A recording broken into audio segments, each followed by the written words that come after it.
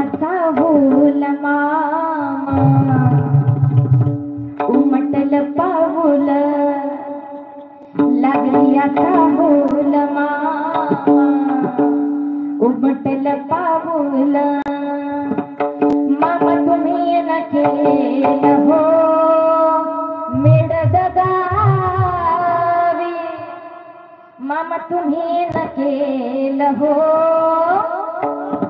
तुमच्या येण्यानं जीवनाचं सोनं झालं हो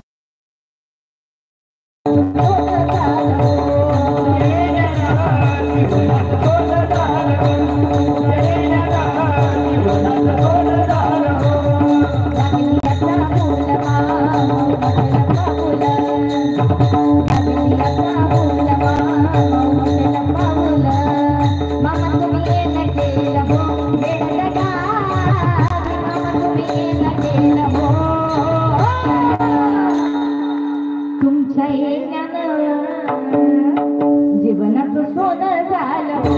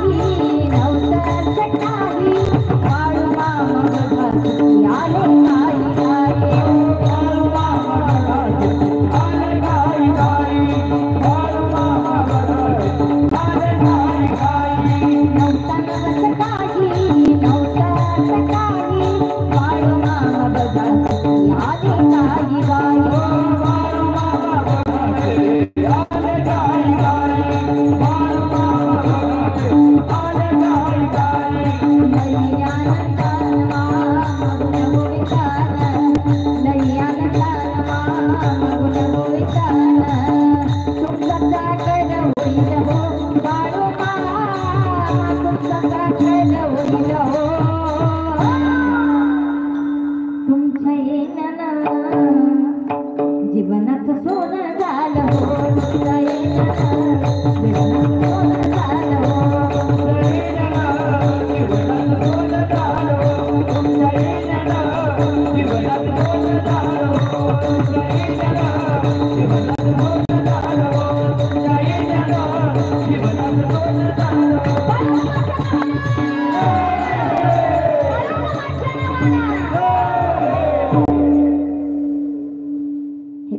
खऱ्या अर्थाने मामाच्या येण्यानं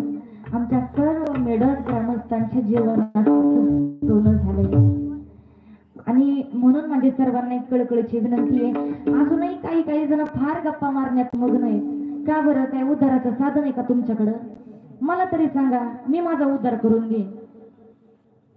हे पहा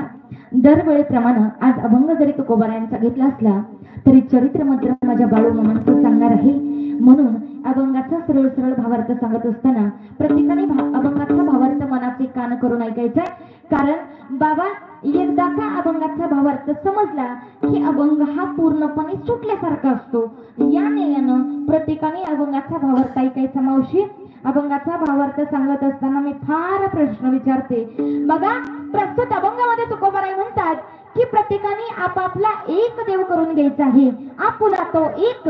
देव करून घ्यावा आपला एक देव का करून घ्यायचा तर याचं कारण की तेने विना जीवा सुख नव्हे या जीवाला त्याच्याशिवाय सुख नावाची गोष्ट प्राप्त होणार नाही कारण एरती माईके दुःखाची जनती आणि नाही आधी अंती अवसान कारण आम्ही वास्तविक पाहिलं तर आम्ही संसारी माणसं आहोत बरोबर ना बाबा आपण प्रत्येक जण संसारी आहोत म्हणून दुःख आम्हाला मिळणार आणि दुःख आहेच कारण इथून पाठीमागच्यांना दुःख होतं आता जे संसार करतात त्यांना दुःख आहे आणि इथून पुढच्यांना हे दुःख राहणारच